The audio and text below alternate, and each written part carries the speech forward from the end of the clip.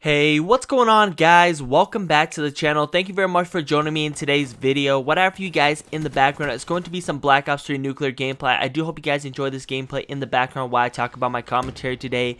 But pretty much, as you guys know, if you follow a bunch of huge YouTubers that are within the Call of Duty community, you know there was some crazy breaking news today, especially coming from Charlie Intel themselves, and just pretty much over the idea of Call of Duty Modern Warfare 2 Remastered. As you guys know, this has been a crazy hype train. This has been something that everybody's anticipated on and everybody wanting it to be real. And to confirm it, to be honest with you guys, it is real. It is 100%, but there is one bad thing that comes with it. So if you guys do not know itself, Charlie Intel themselves pretty much talked to somebody or within a third-party company that works for Raven Studios, pretty much confirmed that there was not going to be a multiplayer within this game. So as you guys do know, for me personally, the person that I watched and got all my information off is Prestigious Key. He's a really credible guy. He's one of the only guys that pretty much stuck with Call of Duty when Fortnite came around the corner. And a lot of huge YouTubers out here just hopped on the bandwagon, went to Fortnite. He stayed in Call of Duty. So to me personally, I think he's a really trustworthy guy. He's a credible guy, and usually he's not somebody to bullshit like that. And also, this is not a huge April Fool's early prank or anything that they're trying to pull on us, but it is an honest thing. It is something that is not going to be happening.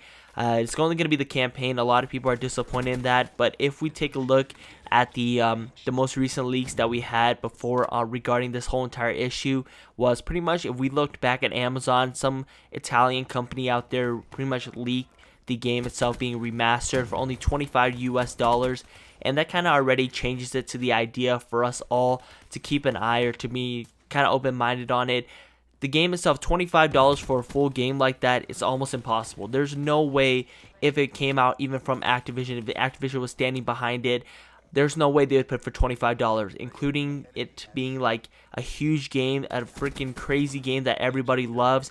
Nobody would ever, like, even a huge business company, they would try to drain as much money as they possibly can. Not saying that that's a horrible thing from Activision themselves, but that's just comes with any business, especially if it's a game loved by the community so damn much that people are willing to spend all the money they have to try to get this game to play it, to bring back good memories.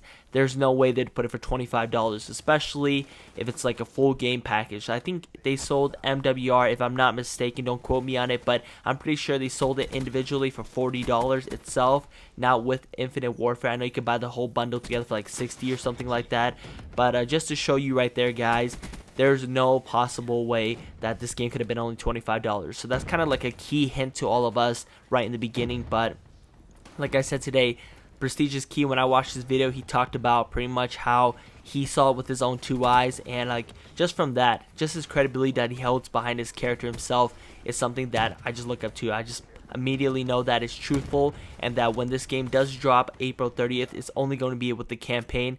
Like we said ourselves, we don't even know how this game is going to be run. It's not being made by Raven Studios. It's probably being made by some random company out there, so we're not too sure what company is going to be making this game yet. We haven't found out anything, but I know there's a huge backlash that's going around throughout the Call of Duty community regarding this issue. Like, people are very, very upset.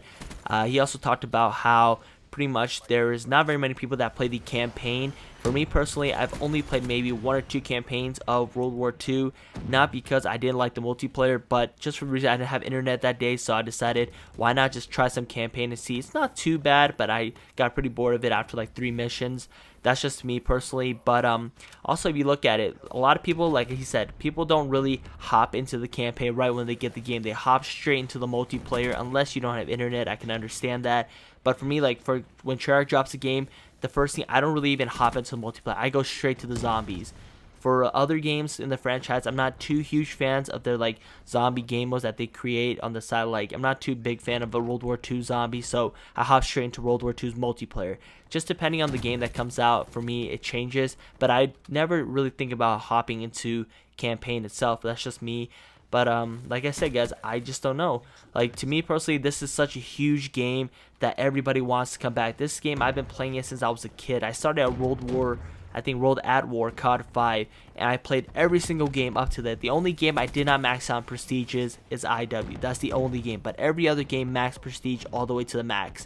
I unlocked every single item you could pretty much unlock in the game. All those crazy cool titles that you can get with each weapon, completing it master, like the gold titles, then you get the silver titles. So, I mean, just to me itself, the game itself really needs to be remade.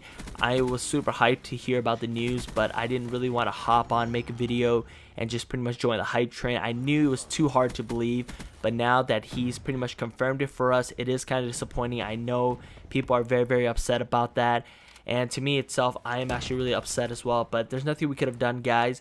Maybe it's a joke, but I'm pretty sure it's not.